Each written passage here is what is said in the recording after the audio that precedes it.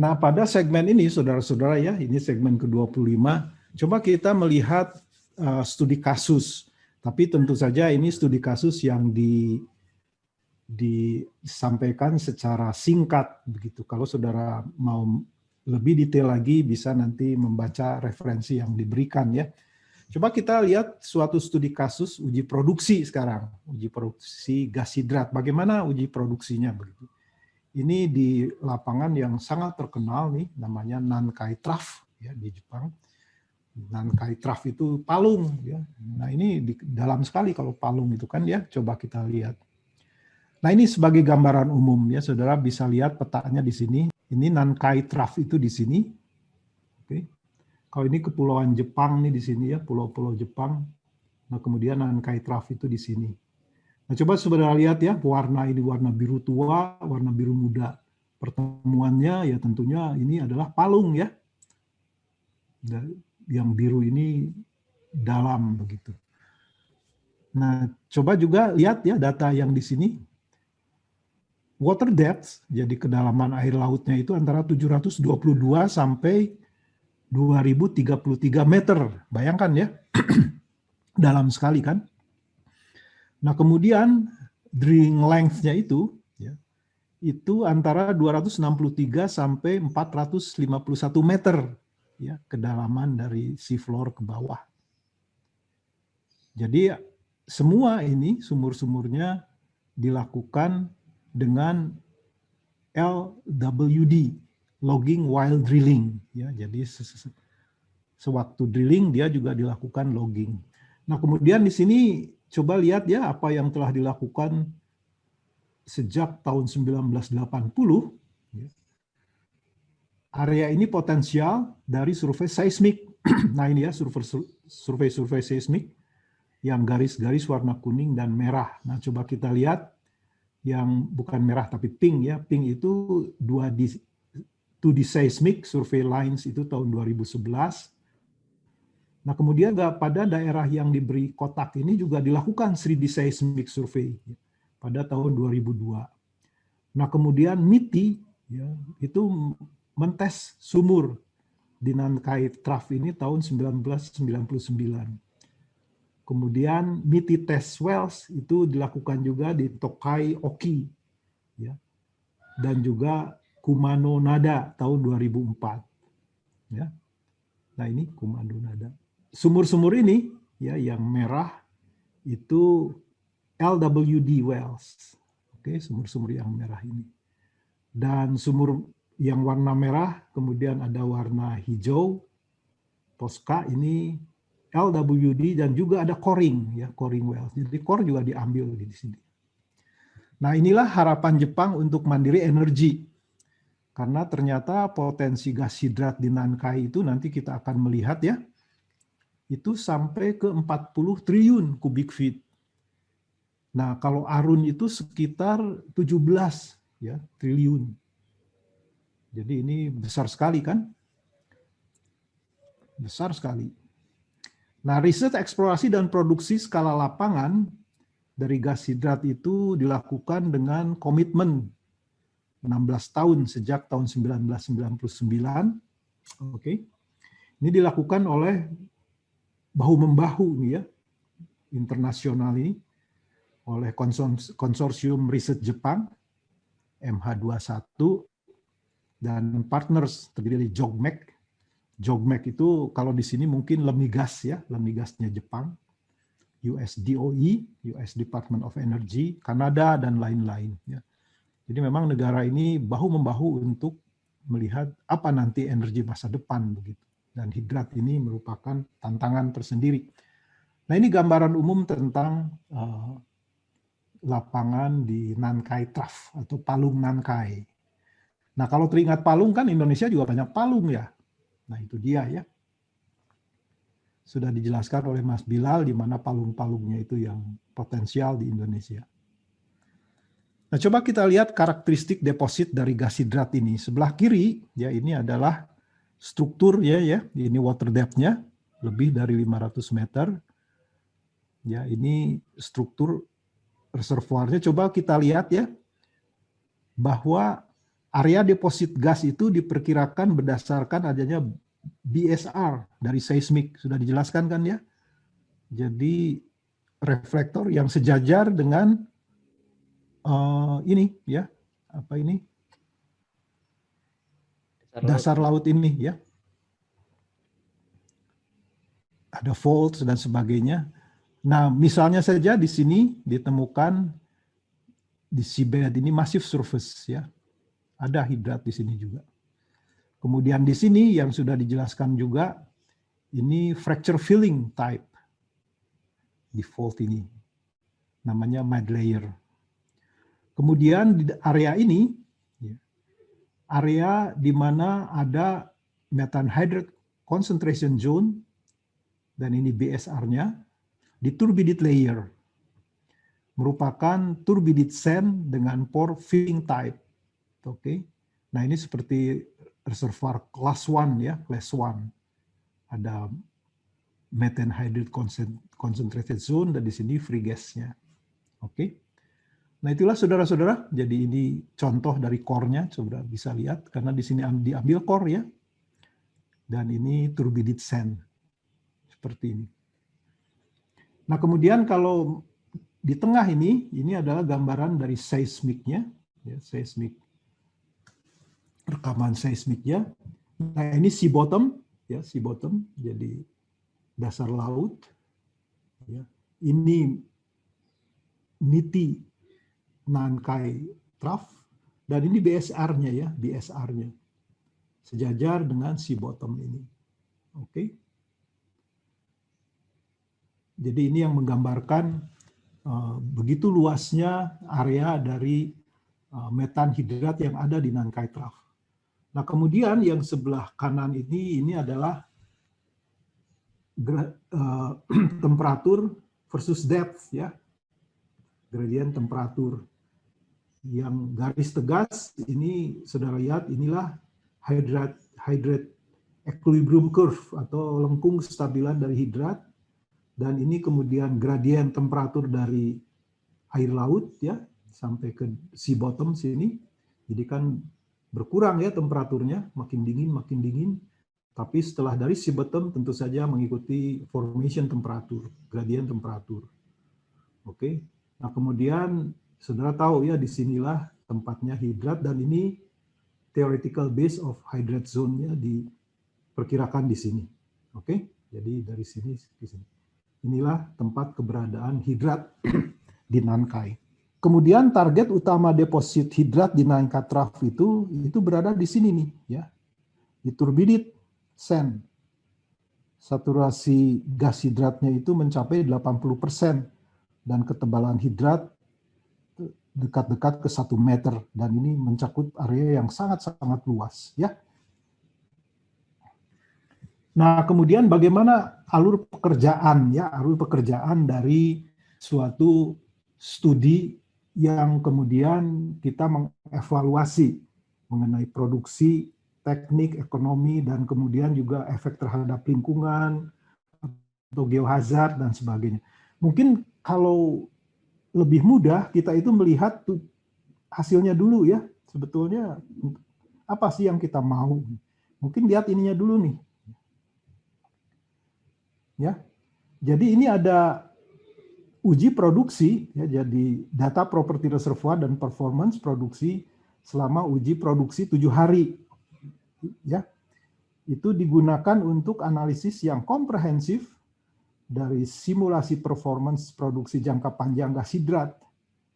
Nah, sebetulnya ini tujuannya ya, evaluation of production technique, economics, dan kemudian environment and geohazard. Oke, ini tujuannya.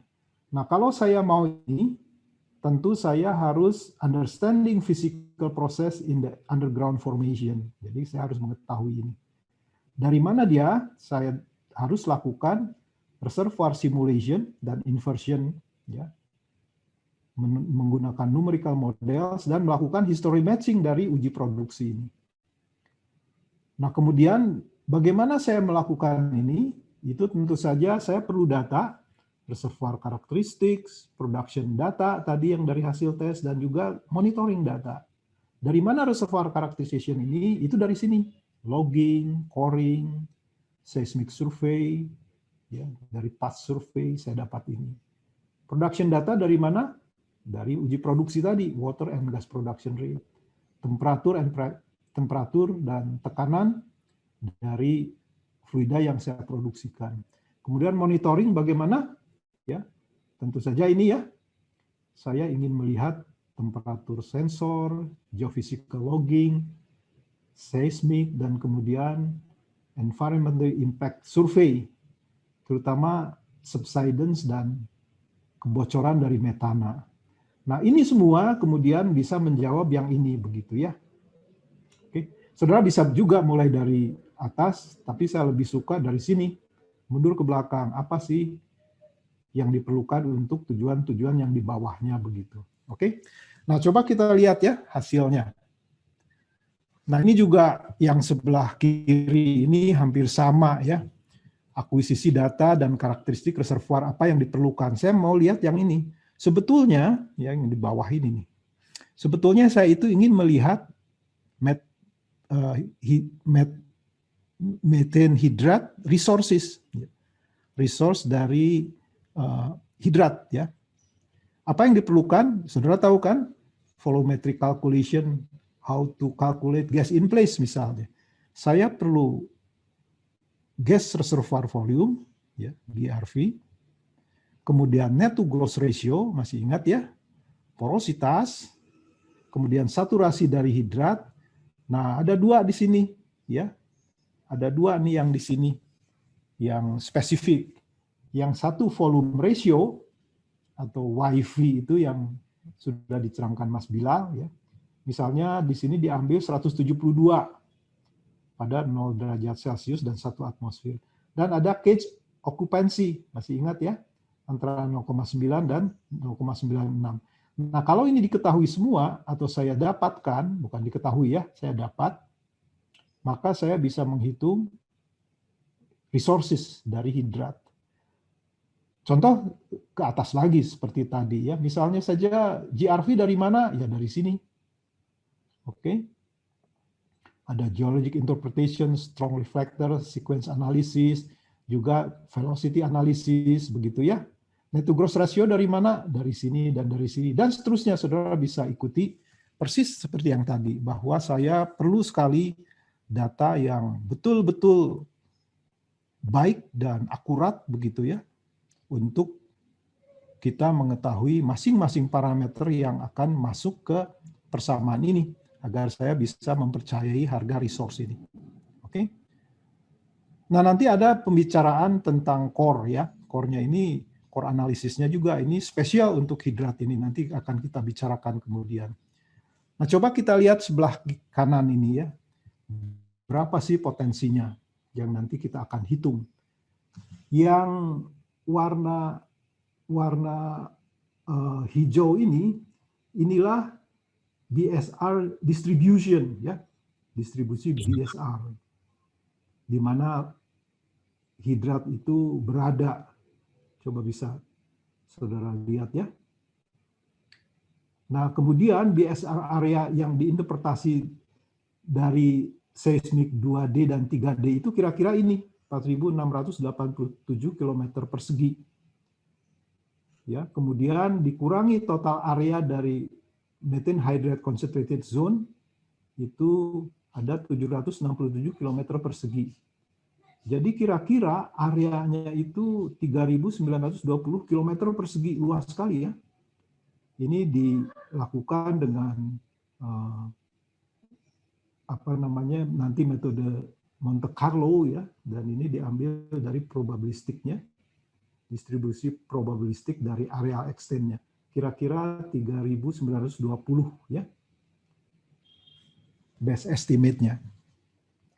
Nah, ini saudara-saudara ya, bagaimana kita mengakuisisi data dan bagaimana kita menerjemahkannya itu ke dalam karakteristik reservoir yang kita akan hitung kemudian berapa resource-nya. Nah, ini juga sebagai gambaran ya, pilot hole untuk evaluasi persabaran hidrat dan free gas zone itu, saudara bisa lihat di sini. Ini sumur-sumur MITI Nankai Trough yang dibor antara 1999 sampai tahun 2000. Nah, ini main hole-nya. Ya. Kemudian ini pilot nomor 1, ini sebagai safety, jaraknya 300 meter. Setiap 10 meter itu ada pilot, ya. Pilot 2 ini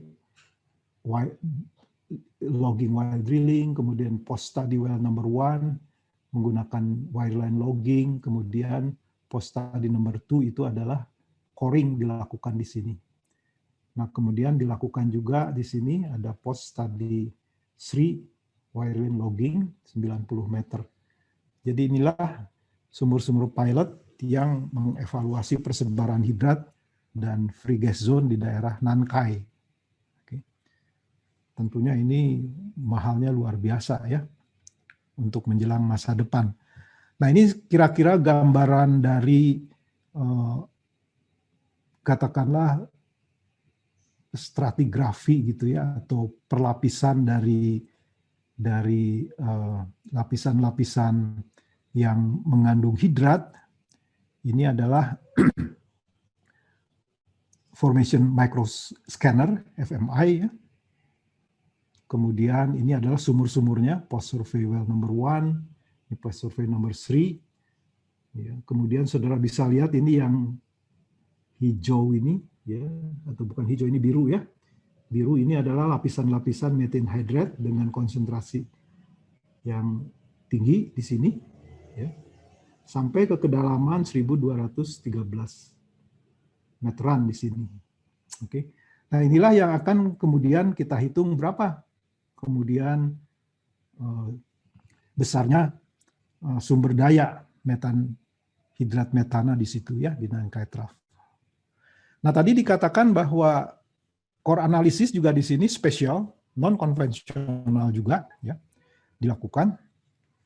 Ini luar biasa ya. Karena kan kalau misalnya saya lakukan core bawa ke laboratorium yang jaraknya ratusan kilometer ya habis hidratnya di jalan ya. Jadi kita lakukan itu dengan segera ini ya. Jadi kalau saya dapat misalnya bor core di situ ya, ambil core recovery, kemudian saya ambil 1 meter ini, kemudian kita lakukan quick observation dan foto di sini ya. Dilihat ada hidrat ya. Kalau tidak ada ya kita ukur saja temperaturnya untuk akuisisi data selanjutnya. Kalau ya, kemudian kita lakukan ya gas hydrate bearing core samples itu dibawa ke sini ya, ke laboratorium ini ya, dan melakukan core analisis ini dengan core diambil dengan pressure temperature core sampler, artinya dalam kondisi in situ, oke, kondisi reservoir, dan peralatan ini khusus dikembangkan oleh JOGMEC ya. Di sini tidak lain ya dengan alur ini untuk sebetulnya kita mengetahui saturasi dari gas hidrat dan porosity tentu saja ya. Oke. Nah, inilah yang kemudian disebut sebagai non-conventional core analysis untuk hidrat. Jadi dari sini juga bisa diketahui tadi ya, di sini saturasi dan juga diagram PT dari hidrat untuk mengetahui lengkung kestabilan dari gas hidrat. Nah, ini saudara-saudara ya, bagaimana orang kemudian membuat suatu peralatan yang canggih begini untuk kita bisa mengetahui saturasi, kemudian porosity dan PT diagram secara non-konvensional ya. Tidak lagi melakukan PVT yang seperti biasa kita lakukan untuk oil and gas. Nah, ini perkiraan sumber dayanya ya. Jadi tentu saja dari banyaknya data itu kemudian kita lakukan secara statistik ya, probability distribution-nya kita lihat satu persatu. Ini untuk gross rock volume misalnya, ini untuk net to gross ratio, ini untuk porosity karena kita punya banyak data, ini metan hidrat saturation, ini cage occupancy, ya distribusinya segitiga saja karena dua ini ya. Dan ini volume ratio-nya itu satu harga. Nah, ini sensitivity analisisnya. Dan ini adalah probability distribution dari in place, ya, dari concentration zone. Nah, kemudian ini dilakukan Monte Carlo, ya, seperti yang disebutkan tadi, untuk mendapatkan perkiraan uncertainty serta sensitivity parameter di sini. Coba kita lihat bahwa yang paling sensitif itu adalah net to gross ratio disusul dengan saturasi hidrat, ya, kemudian gross rock volume, porositas, dan cage okupansi di sini. Nah, kemudian kalau hasilnya, ya, perkiraan tersebut adalah sebagai berikut ini.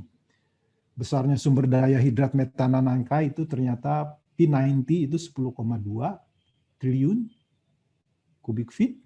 Kemudian base estimate atau P50 40,33 TSCF. Dan P10 itu 82,53.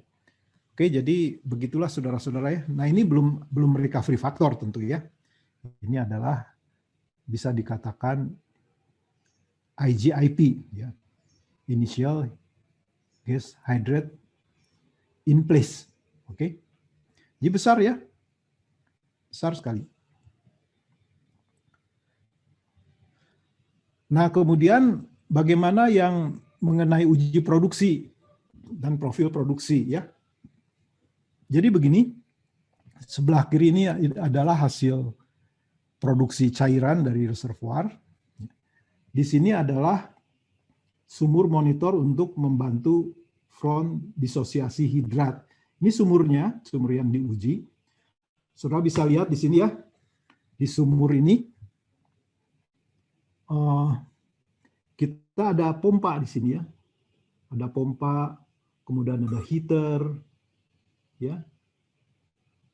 Seperti tadi kan dibutuhkan pompa untuk memompa air dan heater itu untuk mencegah kemudian terjadinya hidrat di lubang sumur, ya.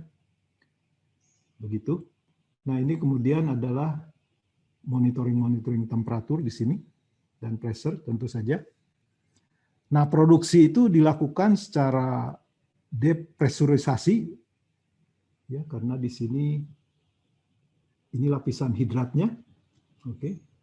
Jadi dipompa dengan ESP, electrical submersible pump.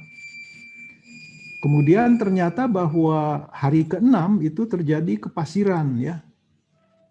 Di hari ke-6 ini, sehingga tes itu dihentikan di sini, ya. Nah, kalau kita lihat laju stabil produksi gasnya itu kira-kira 706 MSCF per day. Kemudian laju produksi air itu 7.000 barrel water per day. Dan kumulatif gas itu 4,14. Nah, coba saudara lihat di sini ya. Yang merah itu adalah total gas rate. Yang ini kelihatan agak stabil begitu ya. Ini yang biru itu air. Dan ini adalah tekanan, ya. Dan di sini dihentikan karena kepasiran tadi. Nah, dari hasil uji produksi yang 6 hari inilah kemudian dibuat history matching dan kemudian menentukan performance reservoir, prediksi reservoir performance selanjutnya. Ini dilakukan pada 2013. Nah, kemudian tentu saja setelah itu dilakukan studi simulasi reservoir. Saudara bisa melihat di sini modelnya radial, ya, dengan senario half and puff untuk evaluasi berbagai senario produksi. Ada kombinasi depresurisasi, thermal, dan chemical. Oke. Modelnya seperti ini ya. Ini lapisan metin hidrat di sini. Ini upper shell dan lower shell di sini tebalnya, dan ini air ya, jadi sea bottomnya di sini ini air laut. Nah, kemudian inilah hasilnya ya yang sebelah kanan ini. Saudara bisa melihat di sini masing-masing warna ini adalah kasus-kasus yang kita gunakan, misalnya saja depresurisasi itu yang merah yang ini ya. Kemudian depresurisasi dengan wellbore heating itu yang hijau ini. Dan seterusnya. Nah, coba kita bisa melihat di sini ya. Ternyata bahwa depresurisasi ini dianggap paling menjanjikan karena murah, permeabilitas reservoir tinggi, recovery faktornya sekitar 30-60 dengan PWF 435 PSI. Itulah hasil simulasi reservoir. Kalau kita bisa melihat di sini produksi air dan kumulatif water production di sini. Oke. Nah, itulah saudara-saudara ya yang telah dilakukan, kemajuan yang telah dilakukan untuk di Nankai Trough tadi. Jadi bisa disimpulkan di sini beberapa hal. Yang pertama bahwa gas hidrat itu merupakan sumber hidrokarbon baru yang melimpah dan dapat diproduksikan secara aman. Analisis yang komprehensif dan terintegrasi itu sangat dibutuhkan dalam eksplorasi dan produksi gas hidrat karena kompleksitas dan risiko dengan investasi yang tinggi. Riset dan pengembangan teknologi masih sangat diperlukan ya untuk mendorong komersialisasi produksi gas hidrat. Jadi saudara-saudara ya tentang kita melihat beberapa studi kasus yang telah ada, saya kira ini sudah cukup mature saya kira ya untuk kita bisa sebetulnya melangkah ke komersialisasi kalau ini ekonomis ya untuk diproduksikan. Tergantung sekali kepada banyak faktor tentu ya. Kita bisa melihatkan katanya kita itu sebetulnya tidak bisa memprediksi harga minyak katanya kan ya. Siapapun tidak bisa naik turunnya.